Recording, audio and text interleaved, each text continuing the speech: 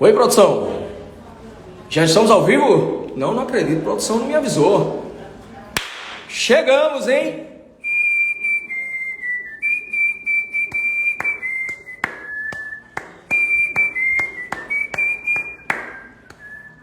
Chegamos, pessoal. Bom dia, boa tarde, boa tarde. Tudo bem com vocês? Deixa eu me apresentar formalmente para quem está chegando hoje. Meu nome é Diego Tiburcio e eu vou conduzir mais um episódio do nosso projeto. Oxe, que danado é isso? Mas você pode estar se perguntando justamente isso. Oxe, o que danado é isso? E eu te explico. É um projeto que foi desenvolvido por nós da Office que tenta trazer temas que estão agitando a sociedade de uma maneira geral e a partir do viés de um especialista a gente trocar uma ideia e passar sempre muito conhecimento, muita informação para que você, de posse dela, possa avançar e crescer muito mais, certo? Todo mundo já se recuperou da ressaca da desclassificação brasileira para a Croácia, que, diga-se passagem, já foi desclassificada pela nossa arquirrival, a Argentina, até com uma certa facilidade, diga-se passagem. Todo mundo já recuperado? Eu estou perguntando porque o tema que foi proposto hoje, ele tem a ver com essa questão da Copa do Mundo, né? A gente está vendo várias situações ocorrendo na Copa do Mundo durante esses 30 dias, né, de evento, e a proposta do tema é justamente essa. Saca só o tema. O que podemos aprender com a Copa do Mundo? Ou o que a Copa do Mundo pode nos ensinar? Você pode estar se perguntando: Diego, não sou boleiro, não gosto de futebol e acredito que a Copa não pode me ensinar nada. Eu tenho minhas dúvidas, mas eu acredito que até o final dessa live você vai mudar essa opinião. Então a proposta é justamente essa, trazer conhecimento, trazer uma reflexão diferente sobre o tema proposto. E segundo, o convidado, né? O convidado, ele dispensa apresentações. É uma pessoa que não está diretamente ligada ao mundo do futebol. Acredito que ele até se diz não tão conhecedor do mundo da bola, mas foi um vídeo dele, né, que ele tem nas redes sociais, mais especificamente no Instagram, trocando ideia ou emitindo uma opinião sobre Daniel Alves, que me deu um estalo. Eu disse: não, aí tem coisa, aí tem um tema interessante para que a gente possa discutir. Ele tem como formação e especialização a área de departamento pessoal, a questão mais técnica, né? A questão do social, dos códigos, enfim. Mas eu vou sugerir a ele para a gente trocar uma bola, trocar uma ideia sobre justamente essas questões que a Copa do Mundo pode efetivamente nos ensinar. O nosso convidado é Ciro Mariano. E aí eu vou pedir a ajuda da produção para chamar Ciro para o nosso bate-papo, porque realmente é quem interessa para a gente começar a dar aquele 1, 2, né? Possa construir um conhecimento. A produção está me ajudando aqui, hein? Ciro 1, Ciro 2, Ciro 3 e ao vivo. Boa tarde, Ciro. E aí, como é que estamos? Tudo bom? Tudo bem? Melhor agora, com sua presença. Tudo tranquilo? Eu procurei meu óculos aqui e não achei. Tudo em paz, graças a Deus. Maravilha, cara.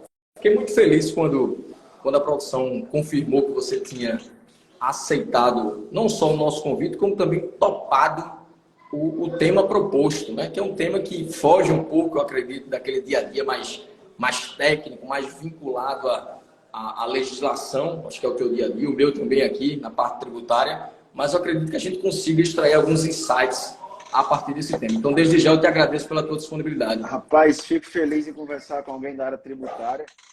Né? Pois é, rapaz. Eu tenho algumas missões de vida, né? Dentre elas, é não entender ICMS e Simples Nacional. Estou me garantindo nessa praia. Mas o meu time é sempre o DP, DP que lute, né? Estamos aí sempre nessa área. E se a gente fala de... E aí é uma coisa que me incomoda, tá? Não sei se você passa por isso. Mas é uma coisa que me incomoda bastante.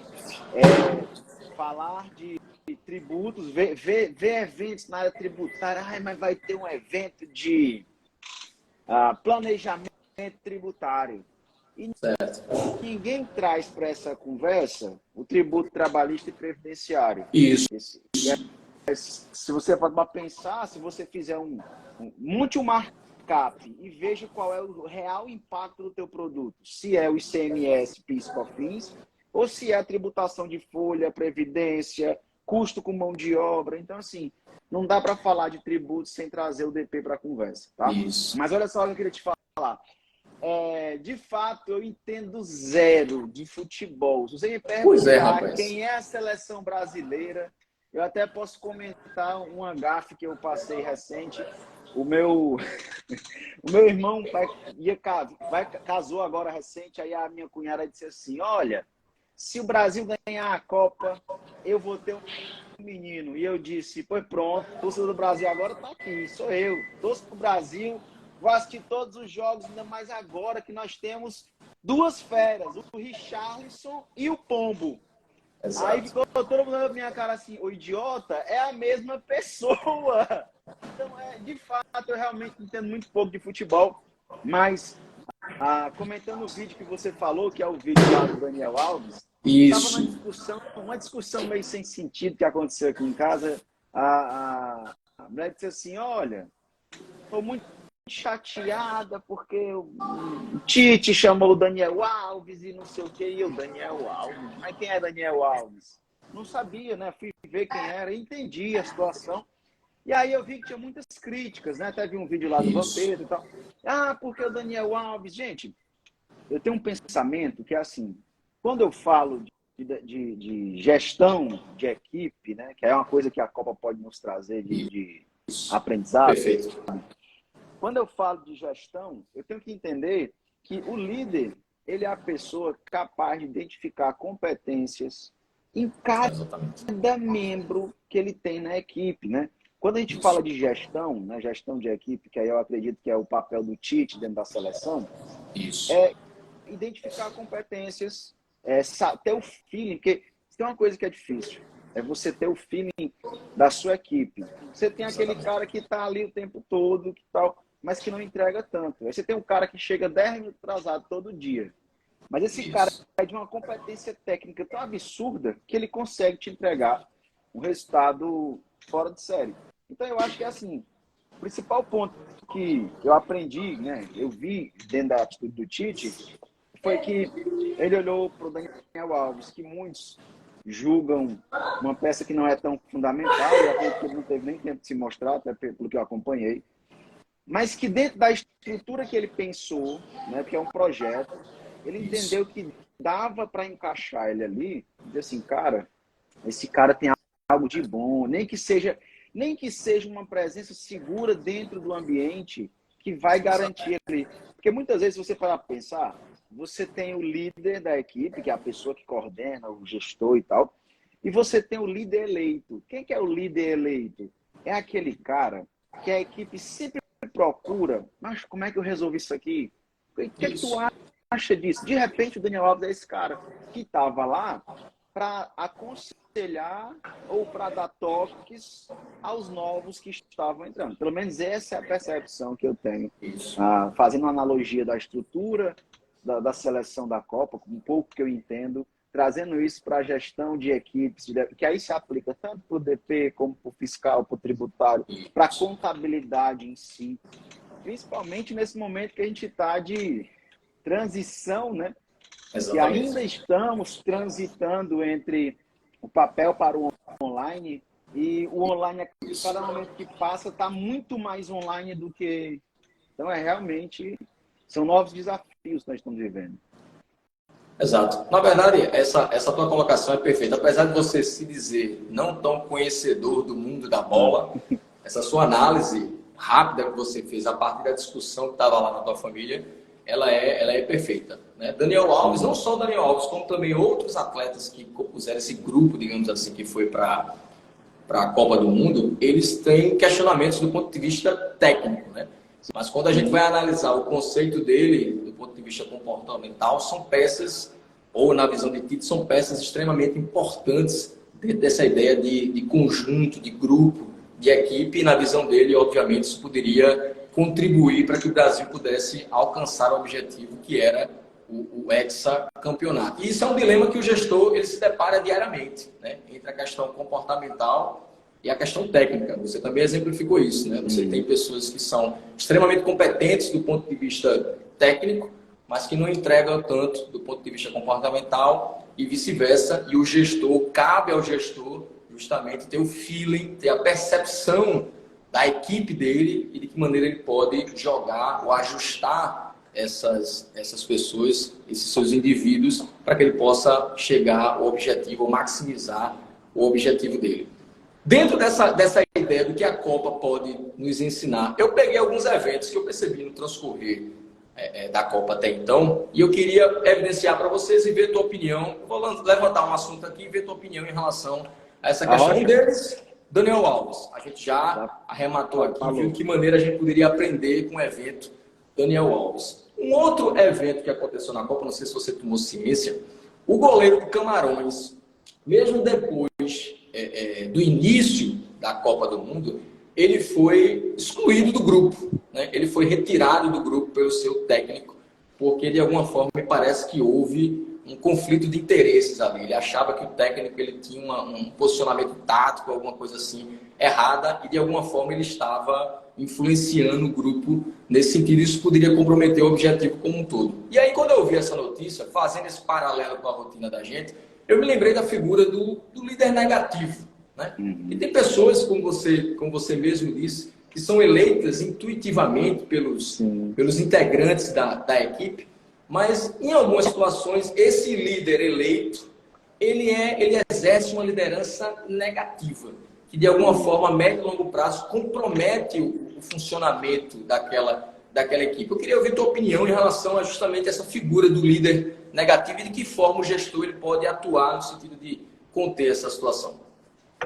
A primeira coisa que eu digo é, arranca fora, tira. Porque Certo. assim, parece meio duro, porque de repente esse cara ele tá lá há 15 anos, né? 20 anos, tem muitos anos de empresa. Ele é o cara que às vezes começou junto com a empresa, e eu posso citar uma vivência real que eu passei.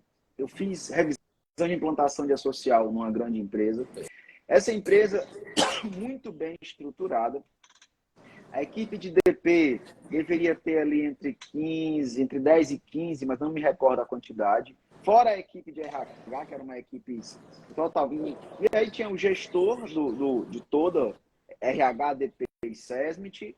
Tinha o cara que tinha o seu coordenador e tinha essa equipe. E aí, uma coisa que, ao entrar, e aí é uma coisa que é interessante quando a gente vai fazer algum tipo de consultoria, é saber entrar como consultor, porque muitas vezes você já entra e vai ter aquela galera que diz assim, eu sei mais que ele, eu sei muito mais que ele.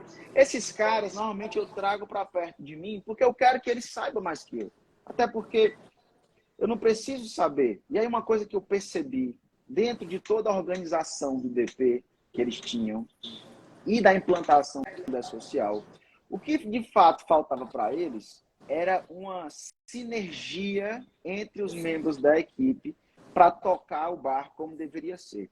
E aí tinha um cara mais antigo que detinha um conhecimento absurdo, né? Inclusive, era o tipo do cara que eu explicava uma coisa e ele dizia, mas no manual tá dito assim, assim, assado. Eu digo, pois é, mas você observou a nota técnica que trata desse ponto, a nota orientativa, e aí tinha toda uma discussão rica. E esse cara era muito competente. Mas ele era um cara que ele não tinha perfil de liderança e ele não sabia se relacionar com a situação e ele ainda estava com uma certa implicância com a atual gestora que tinha entrado. Por quê? Porque, em tese, esse cara era para estar no lugar onde ela estava. E aí rolava aquele atrito. Então, olha só o que aconteceu. Esse cara era o único cara que fazia fechamento. Era o único cara que tinha a competência de encerrar as apurações e tal.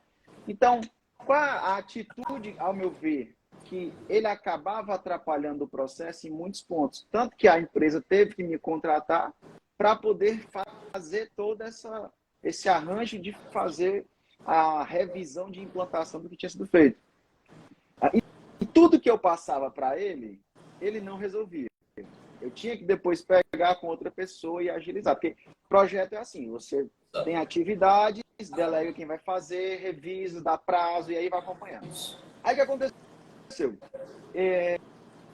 foi passando o tempo e essa gestora entendeu que esse cara era realmente um peso na equipe, porque com ele a equipe não andava bem.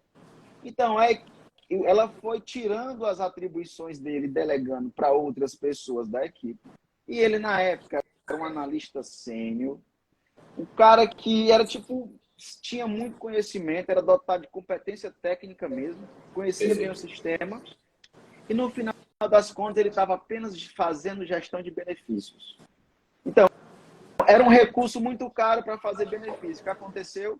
Tirou todas as técnicas, pulverizou na equipe, pronto, agora eu não preciso mais desse cara, então eu vou retirar. Então, o que eu quero dizer? Eu quero dizer assim, que esse cara, ele existe. E esse cara, ele precisa ser o cara que ele entende como é que eu posso chamar? Ele entende a missão, visão e valores do que a empresa tem e ele abraça. Porque se o gestor que está acima dele abraça e ele abraça, a equipe que está abaixo vai abraçar também. Então, no momento em que ele deixa de adotar, de entender, de levar a bandeira da missão e visão da empresa, ele começa a ser um peso contrário. Então, ele começa também a negativar a galera que está ao seu redor e que o vê como líder, o vê como pessoa competente. Então, tirar esse cara da operação o mais rápido possível. Agora, Ciro, eu tenho só esse cara faz isso, ninguém é insubstituível. Então, coloca alguém para ser backup dele, tal hora, tira e coloca outra pessoa no lugar, até mais barato. Então, assim, é uma visão que eu tenho, tá? Não dá para lidar com pessoas que não entendem a visão da empresa. Uma percepção que eu tenho de quando você é gestor de qualquer tipo de empresa, você precisa, primeiro, entender a cultura organizacional, entender se a cultura organizacional é o que você visa, como você realmente abraça aquela cultura. Perfeito. Absorver a missão e a visão, porque assim, a missão da empresa é, sei lá, entregar a gestão contábil com excelência. Tá, beleza. Se a missão da empresa é essa, qual é a visão dela? Quero ser a empresa número 1 do estado do Ceará de contabilidade. Show. Qual é a visão segmentada do setor pessoal? Bom, se a missão da empresa é entregar contabilidade de excelência, a missão do DP é entregar um DP de excelência para conseguir que a contabilidade entregue. Então é isso. E aí o gestor precisa ter essa visão e trazer isso para a equipe o tempo todo. Gente, nossa missão é atender bem o cliente e tal, tal. Ah, mas aquele cara, não, mas isso aí não dá certo não. Esse cara, ele está fadado a sair da empresa. Não é? E aí, assim, o que eu estou falando pode parecer duro para alguns. Ah, mas eu estou aqui há 15 anos, estou aqui, dei minha vida que deu porque 15. E se você quer continuar mais 15, mude a sua visão. Traga para você, para entender assim, olha, não, eu fui contratado para fazer o que o gestor quer, fazer com que o gestor consiga entregar resultado. Porque, de toda forma, qualquer tipo de negócio é entregar resultado. Por exemplo, vamos levar para a Copa? O papel do Tite era qual? Trazer o Hexa. Exatamente. Qual era o papel dele? Fazer com que cada jogador acreditasse entregasse o melhor, exatamente. De entregar o Hexa. E tem mais. Entender que cada jogador que estava em campo, ele só ia conseguir trazer o Hexa se eles estivessem extremamente conectados uns com os outros. Isso. Ah, mas o Neymar, gente, o Neymar é um jogador. Quantos não tem em campo? Se esses caras não tiverem uma sinergia, todos com a mesma missão e visão, cara, a gente consegue, a gente consegue, a gente consegue, a gente consegue, tá ali, vê o pato, né? O chato é o pato. Não, pombo. Vê aquela jogada que ele fez, pegou e blá, o golzão, aquilo foi irado. Mas por que ele fez aquilo? Treino, e ele acreditou na missão que ele tinha. A missão era ganhar o jogo. Foi lá e fez. Então, assim, durante toda a minha experiência de vida de gestão de DP, eu me deparei com situações de mediar conflitos entre a equipe e cliente, entre a equipe e o meu gestor, entre a equipe e a própria equipe.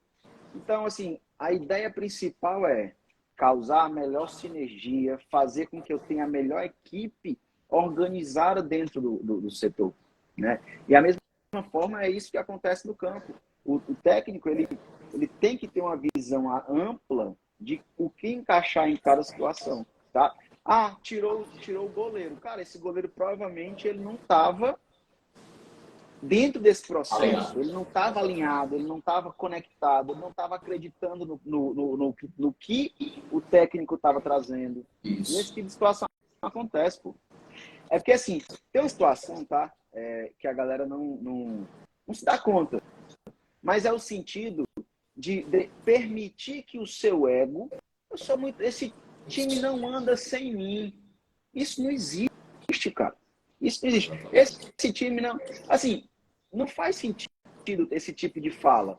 Então, dentro desse contexto, o cara acha que o time não anda sem ele e aí acha na necessidade de bater no gestor dele.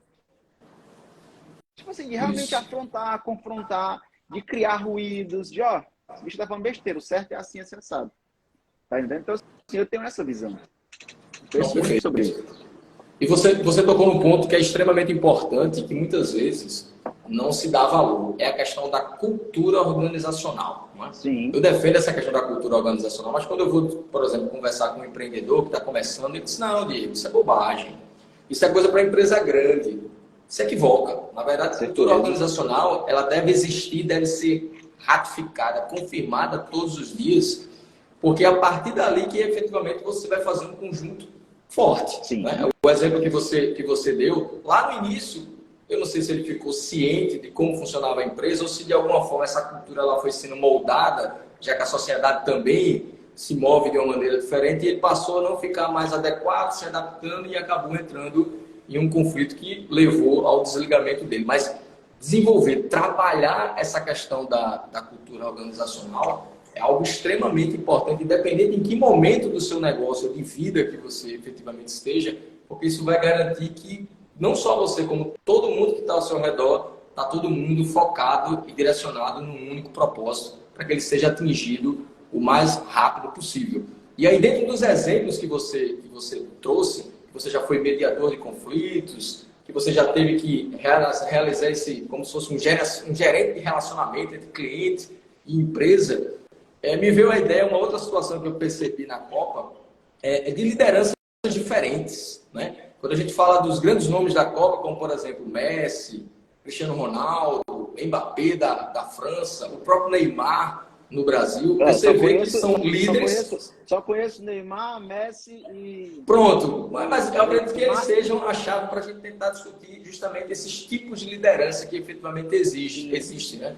Messi, Cristiano Ronaldo e Neymar, sejam líderes instituídos, né, internamente, sejam líderes levados àquela efetiva condição de líder, mas a gente percebe que eles exercem lideranças diferentes, né? Neymar tem uma liderança mais solta, digamos assim, as pessoas veem nele o craque, a pessoa que pode resolver a situação, mas ele não tem tanto efeito do ponto de vista de grupo, né?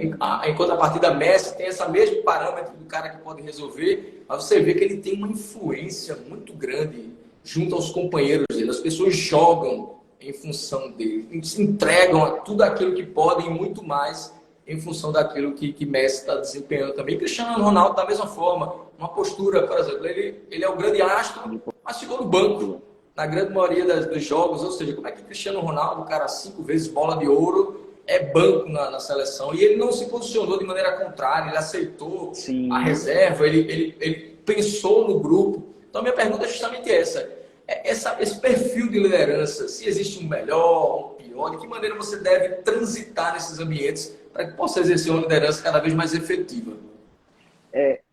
Eu gosto muito de pensar, tá? Pode ser um pouco exagerado, mas assim, eu gosto de ter uma visão militar. Por que militar?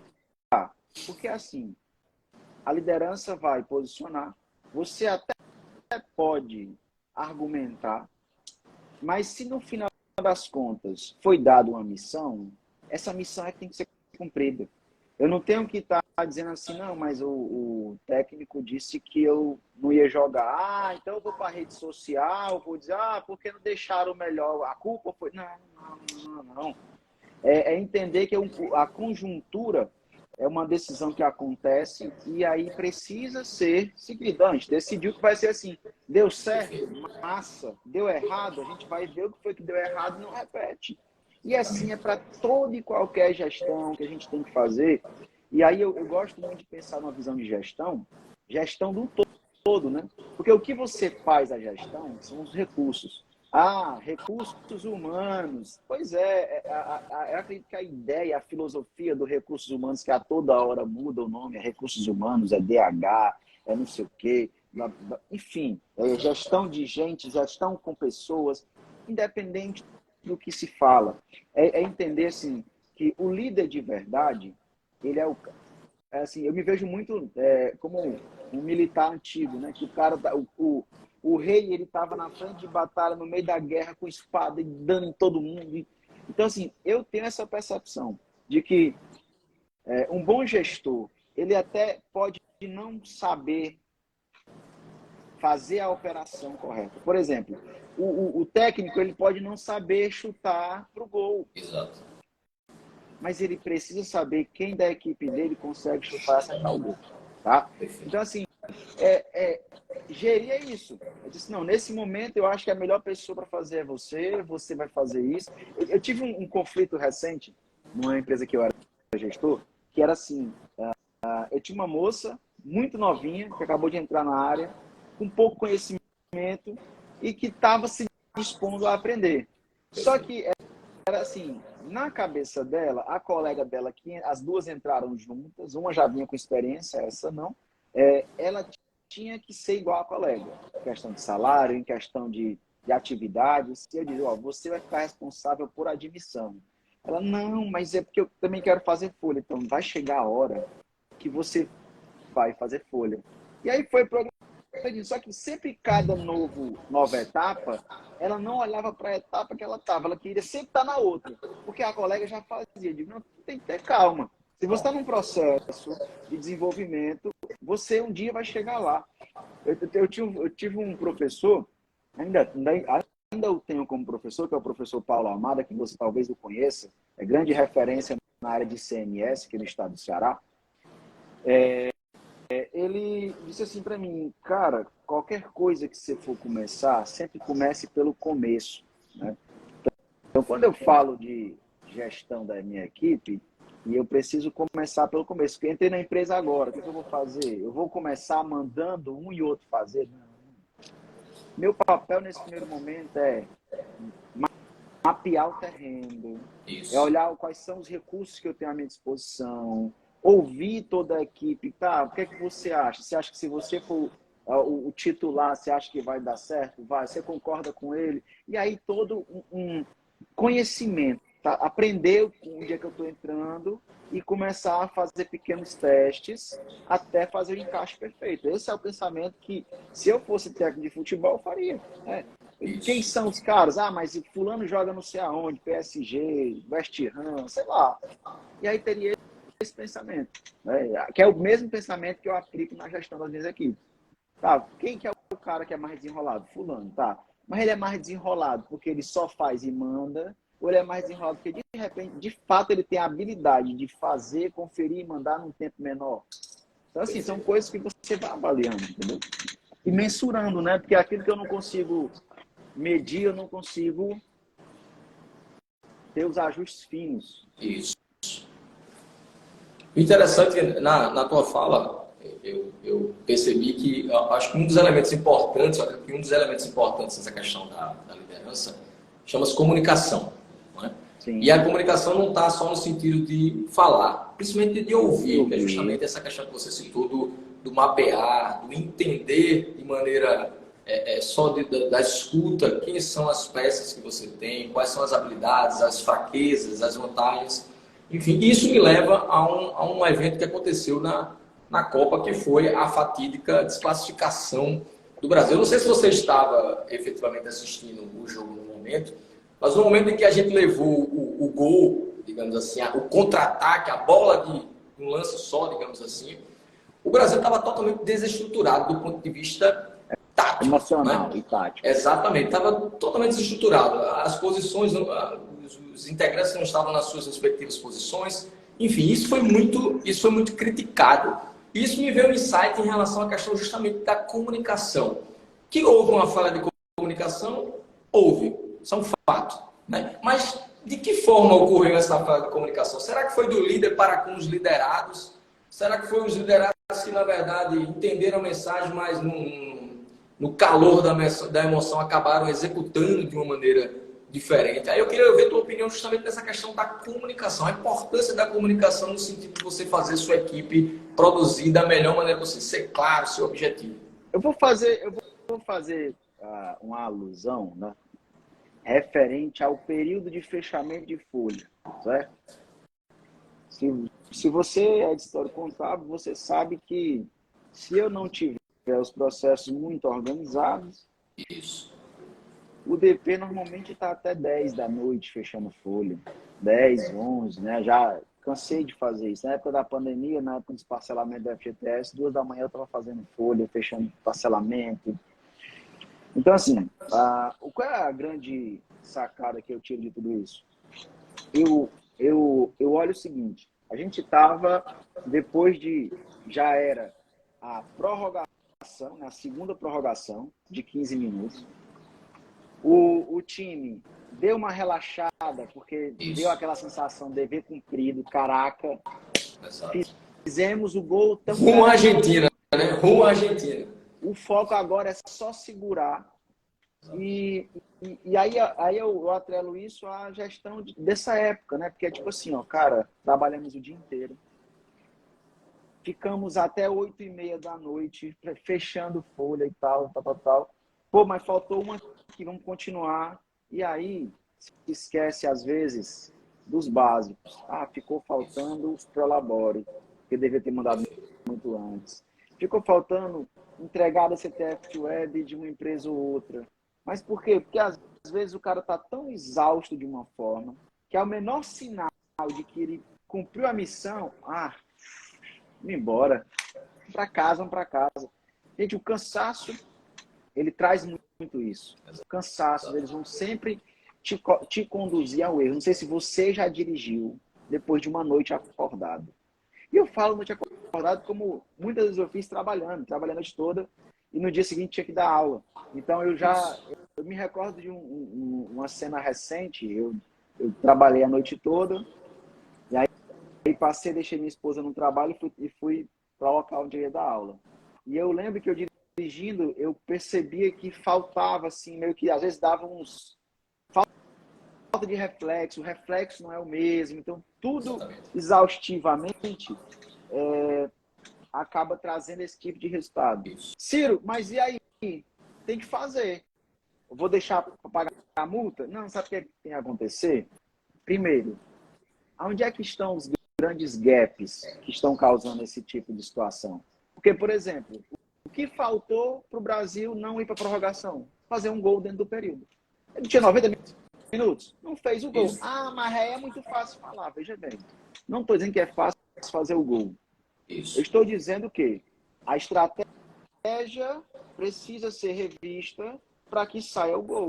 Na prorrogação, identificou que o goleiro era uma aranha e que o gol só passava se driblasse o goleiro. Isso. Então, eu tenho 50 folhas para fazer e tenho 2 pessoas.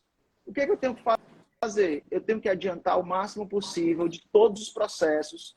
Está no pé do cliente, eu preciso da informação, eu preciso da informação. Não, mas até quando não, eu preciso logo. O cliente não mandou, finalize do jeito que está, manda para o cliente. Mas ficou faltando, retifique e manda de novo. Ciro, mas dá trabalho. Gente, eu estou falando de situações que precisam ser observadas dentro do teu processo, dentro da tua gestão, para evitar que você deixe para resolver no último momento. Isso. E aí acabe pecando, sofrendo penalidades, multas e por aí vai. Porque no caso do Brasil, o Brasil sofreu o gol, foi para os pênaltis e não deu para ele. Isso. E você traz a gente está discutindo aqui 3 elementos, digamos assim, que compõem uma empresa. Né? A gente está dando foco a pessoas, Sim. Né? Como lidar com esse elemento que é de extrema relevância dentro desse contexto. Processos, que a gente acabou de colocar agora, né? Que por mais que seja enriquecedor do ponto de vista de técnica, ficar virando madrugada, associando aquele sempre com a corda no pescoço, não é a situação perfeita, porque a margem de erro ela aumenta muito, não é? E por fim, a questão da tecnologia, né? Você buscar sistemas, que hoje há um mundo de possibilidades que possa você automatizar grande parte dos processos e, por consequência, você atuar ou se atentar para aquilo que efetivamente exige uma análise mais detalhada, uma análise mais minuciosa nessa questão. Acho que em um dos vídeos você coloca também isso. Você diz, não, qual o papel do analista? O papel do analista é analisar a legislação e trazer a melhor solução para o cliente. Ponto. Perfeito. Inicialmente é isso. O cliente é uma outra pessoa. A gente sabe que pode existir resistência, objeções, não cumprimento daquilo que efetivamente foi sugerido, a melhor solução, mas são outras questões que devem ser tratadas. A princípio, dentro daquela questão do estabelecimento, do que eu tenho que fazer, a função do analista é essa, trazer melhor e se precaver, amarrar, né? Exatamente. Trazer respostas que vão garantir ali uma assertividade, que vão garantir que não vai trazer um problema futuro. É realmente isso, entendeu? É pegar o papel, pegar pegar um problema e entregar a melhor solução. Analista, o papel dele é esse.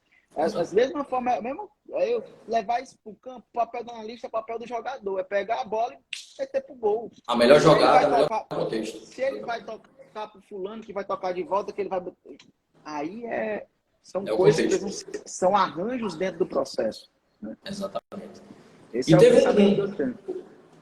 E teve uma situação na desclassificação também do Brasil que chamou muita atenção e que girou o mundo, foi a postura de Tite ao final do jogo.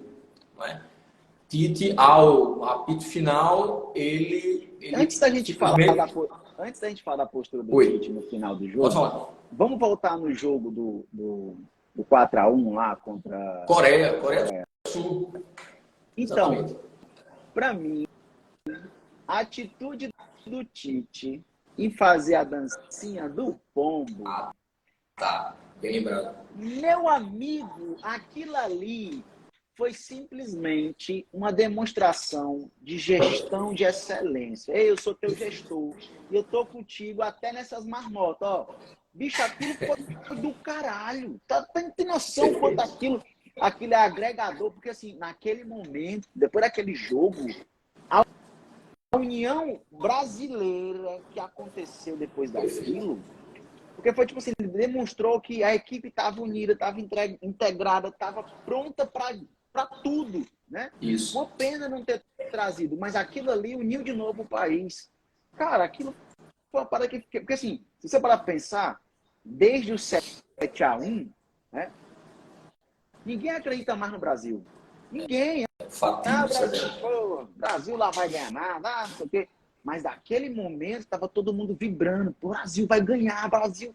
E é isso, saca? Então, assim, a atitude dele foi a atitude que qualquer líder tem que ter. Sabe? Eu não sei se você já viu essas empresas de venda.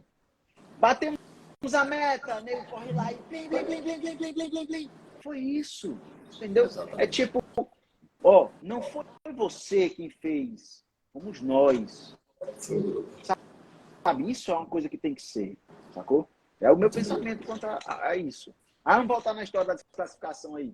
Não, mas na verdade, pegando esse teu gancho, que eu acho que tem tudo a ver com a pergunta que eu vou fazer, ele foi meio do céu ao inferno, na verdade. Né? No jogo contra a Coreia do Sul, ele deu um exemplo máximo de grupo, de fechamento, de todo mundo focado, imbuído em torno de um objetivo só, que seria a busca pelo Hexa. Gerou também muita polêmica, né? Foi questionado por algumas personalidades de outros países com desrespeito em relação às seleções. Mas na desclassificação contra a Croácia foi feito justamente o inverso, né? Ele deu a cena que marcou foi ele dando as costas pro grupo e seguindo pro vestiário. Não sei se foi algo pontual, mas eu queria entender isso do ponto de vista da gestão, né? Qual o impacto, como você já mencionou, positivo desse agregamento, mas também qual o impacto negativo no ânimo da equipe quando você tem um líder que não fecha com você em todos os momentos. Eu acredito que aí a gente está falando de um corte de momento, E aí, não defendendo o Tite, eu acredito que naquele momento ele estava tão desestabilizado Perfeito. quanto todo o time, que se manter ali, talvez fosse um estardalhaço muito maior. Ele meio que, a meu ver, ele fez ele tomou uma postura que muitos líderes precisam adotar, tá? E é o quê? Cara, nesse momento eu não sou a minha melhor versão. Eu vou fazer merda se eu ficar aqui. Eu vou sair, vou ficar pronto para vir e a gente tratar sobre isso. Porque se existe um pecado que muitos cometem, é tomar algum tipo de atitude sobre excesso de pressão, excesso de aborrecimento, excesso de raiva. Ah, mas um líder tem que saber lidar com pressão. Tem. Todo líder tem que ser bom em lidar com pressão. Só que todo líder é ser humano.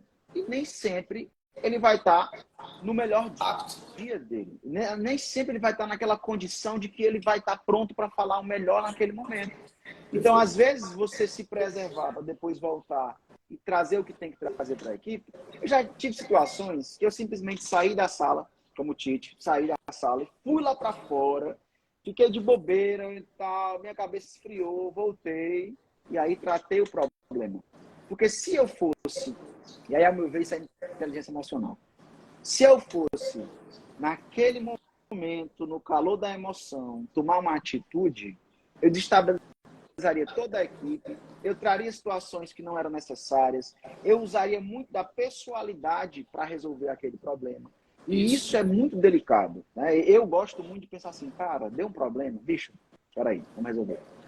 Não tenho como resolver? Tenho já.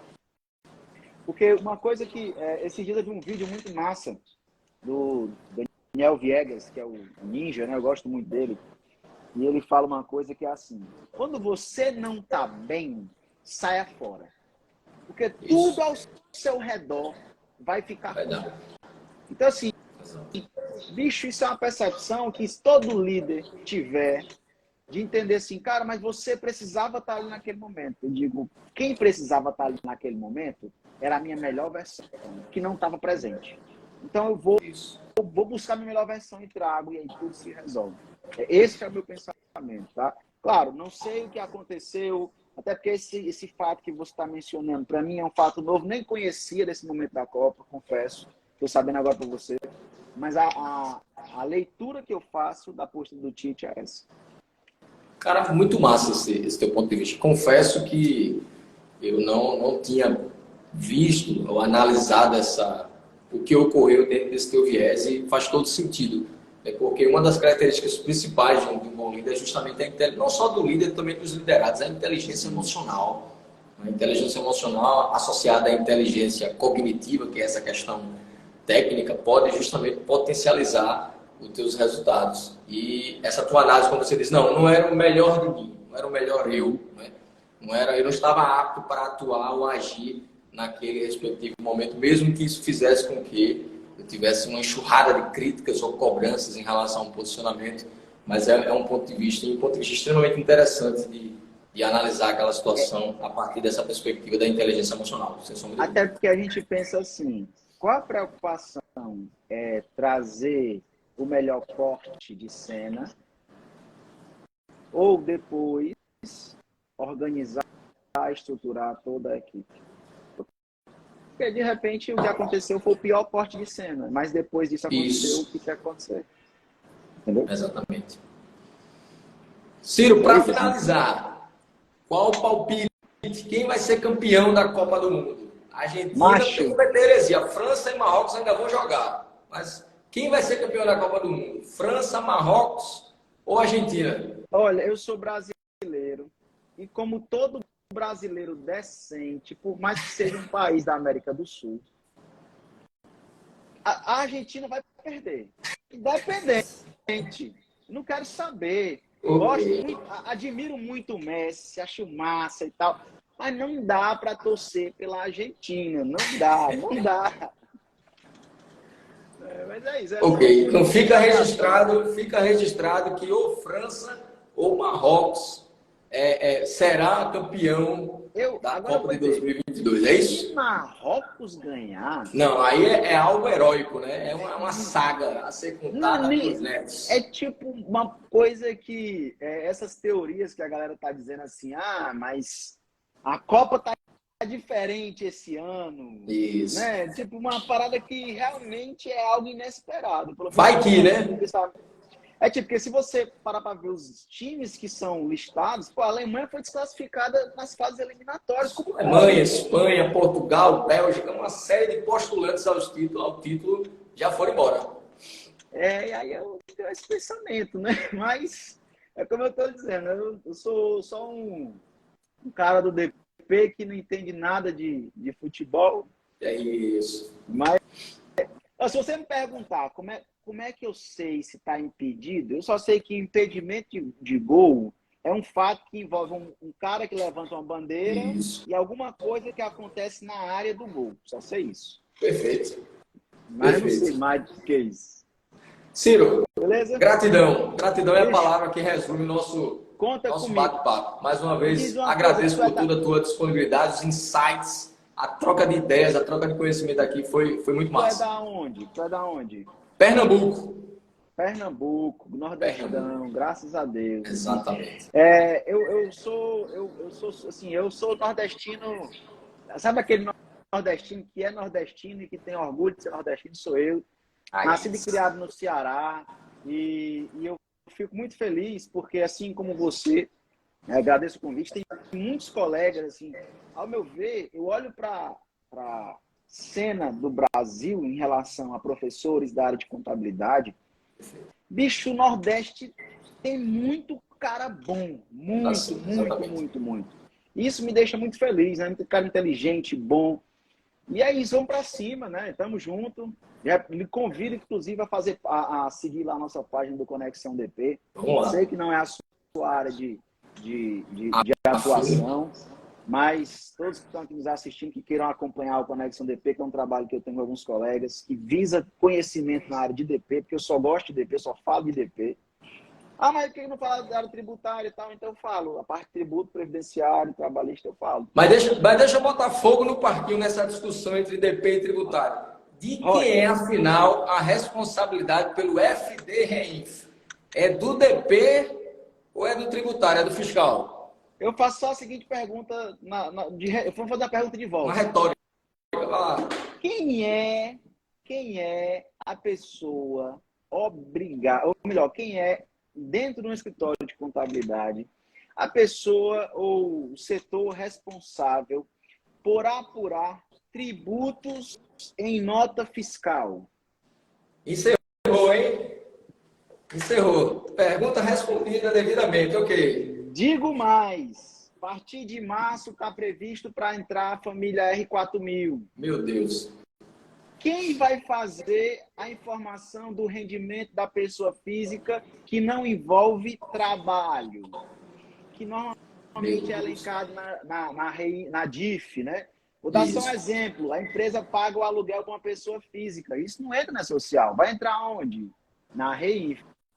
Quem que paga? Financeiro. Quem que faz retenção e emissão de DAF? Tributário.